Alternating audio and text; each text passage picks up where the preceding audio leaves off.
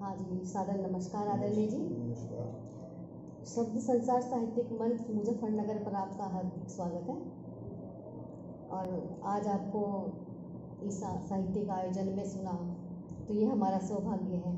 तो आप मुझे बताएं कि आपकी कविताओं की शुरुआत कैसे हुई?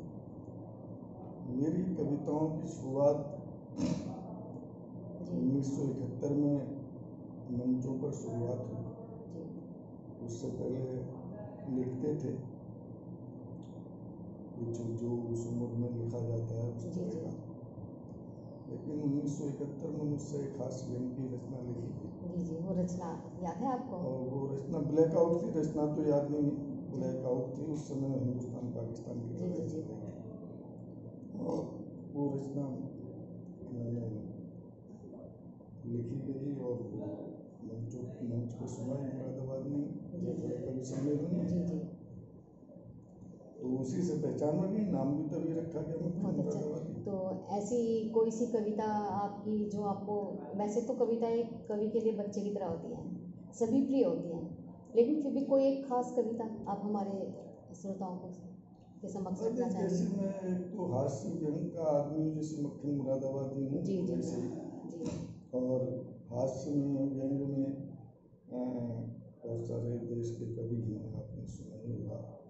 और मैं एक आधी रचना आपको, हास्य कैसा होना चाहिए, किस तरह का सुनना चाहिए। जी बिल्कुल, हमारे श्रोताओं तक एक छोटी सी रचना जी स्वागत है आपको उसमें दे रहा हूँ। हरियाणा की बस में एक तगड़ी सी महिला से मैंने पूछा, क्या तुम हरियाणा की हो? हरियाणा की बस में एक तगड़ी सी महिला से मैंने पूछा, क्या तुम हरियाणा की हो? बोली हाँ, और तुम?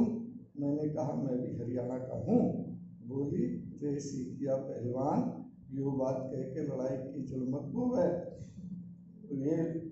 रे सीखिया पहलवान, यो बात कह के लड़ाई की जल मत बोवे। क्यों बोवे है? थारे से तगड़ा तो हमारे यहाँ बालक पैदा हो गए। क्या बात है, तो थारे से बहुत बढ़िया। इसी प्रकार से लिखना शुरू हुआ और फिर कवि सम्मेलनों में आना जाना शुरू हुआ। पुस्तकें भी आई आपको? पुस्तकें आपकी? एक पुस्तक आई है कड़वाहट मीठी सी, आज मैं गया नहीं आपको। जी तो अभी 2019 में आई है, अभी आने वाली है, मेरी 2-3 किताबें लगातार। इस मामले में मैं पीछे रहा क्योंकि कवि सम्मेलनों की यात्राओं में कवि सम्मेलनों के जितने भी कवि रहे हैं, किताबों की तरफ किताबों की तरफ ध्यान नहीं दिया है, रुझान कम रहा है, हमने दिया है। जी तो मेरी तो किताबें आने वाली है। चलिए, बहुत बहुत शुभकामनाएं आपको। और कोई ऐसी रचना आप हमारे श्रोताओं तक भेजना पाएंगे? तो वो बहुत सारी रचनाएं हो सकती हैं, तो वो सुनाई आपने तो। हाँ जी, वो तो मैंने बना ली है। तो और भी एक रचना मैं आपको और सुनाई देता हूँ। जी स्वागत है आपका। मेरी रचना है, आप सब ईमानदारी से बेईमानी से भली भांति परिचित हैं, अपने आसपास को देखते हैं। मेरी ये प्रसिद्ध रचना है। मेरा ईश्वर जानता है कि मैंने आज तक क्या किया है। हर परिस्थिति में कदम कदम पर ईमानदारी का परिचय दिया है। मेरा ईश्वर जानता है कि मैंने आज तक क्या किया है। हर परिस्थिति में कदम कदम पर ईमानदारी का परिचय दिया है।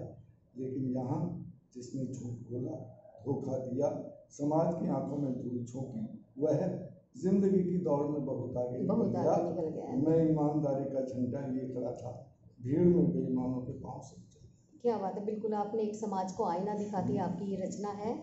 ये हमारे समाज का एक सच भी है।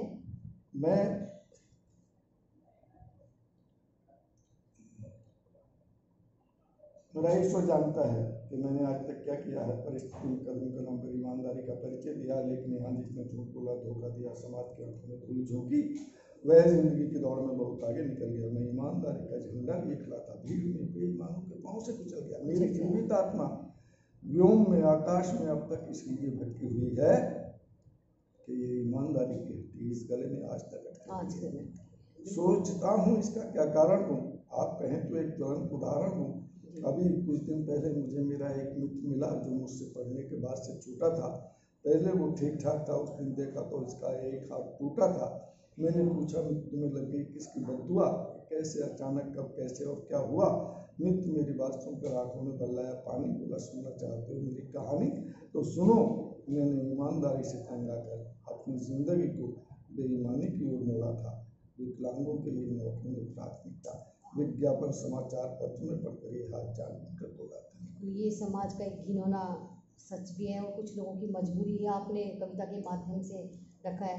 अच्छा, बहुत आपको अंत में मैं एक आपसे ये कहना चाहूँगी कि आप नई पीढ़ी के युवाओं को क्या कहना चाहिए जो साहित्य की ओर बढ़ रहे हैं लेकिन एक धैर्य की कमी है, तो नई पीढ़ी के लिए कुछ संदेश?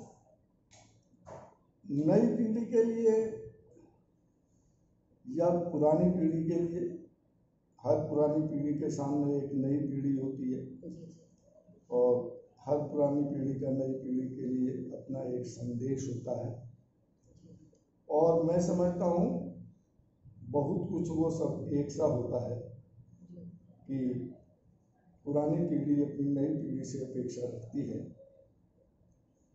कि वो उन कामों में लगे जिन कामों से उनका नाम हो, देश का नाम हो, घर परिवार का नाम हो।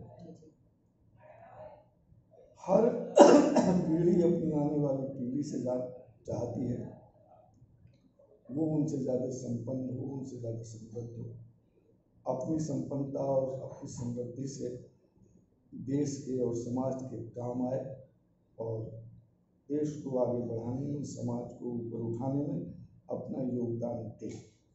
निश्चित रूप से हालांकि विकृतियां समाज में न कभी खत्म हुई हैं, न कभी होंगी, न होंगी, लेकिन कोई पीढ़ी ये नहीं चाहती कि हमारी आने वाली पीढ़ी किसी गलत दिशा में जाए और गलत दिशा में जाकर बर्बाद हो। हर पीढ़ी ये चाहती है, लेकिन विकृतियां बची रह जाती हैं, उन्हें कौन क्या कर सकता है। उनसे सावधान और सतर्क हम रह लें तो हमारे समाज का भला हो कल्याण। चलिए, बहुत बहुत धन्यवाद आपका, आपने हमारे YouTube चैनल सत्य संसार के लिए अपना कीमती समय दिया। हमारी पूरी टीम की तरफ से आपका बहुत बहुत आभार। आपका आभार, आपने मुझे अपने चैनल पर लिया और धन्यवाद आपका बहुत बहुत।